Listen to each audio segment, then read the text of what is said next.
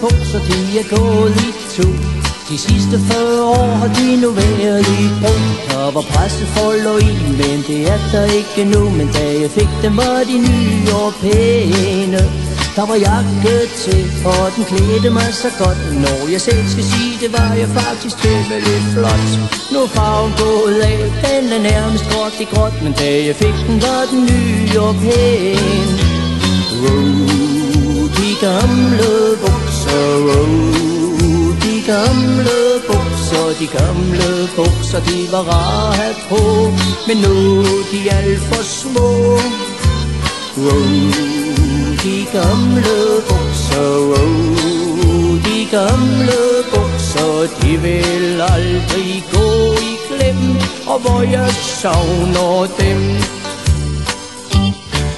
Til min konfirmation fik jeg dem af min mor. Der var seler til og et lyserødt bord. Der var lomme mod syd, og der var en mod nord. Jo da jeg fik dem, var de nye og pæne.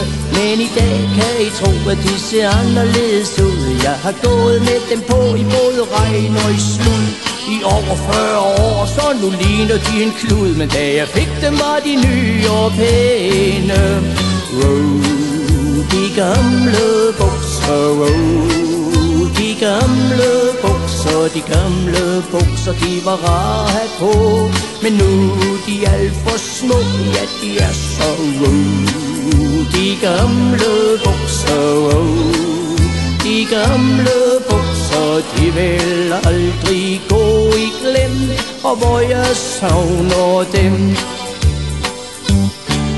Hvis man rigtig ser efter, er der lap på lap, og knæerne er forstærket med lidt bølgepap. Det eneste der mangler, det er faktisk en knap. Men da jeg fik dem, var de nye og pæne. Men nu hænger de i laserhak i arme mand. I stykker er de blevet dit af tidens tand. Hver gang jeg tænker på det, løber øjnene i vand. For da jeg fik dem, var de nye og pæne. De gamle bukser, de gamle bukser, de gamle bukser, de var rare at have på. Men nu er de alt for små, ja de er så de gamle bukser, de gamle bukser. Den som ingen bukser har, han må gå hen og købe sig et par.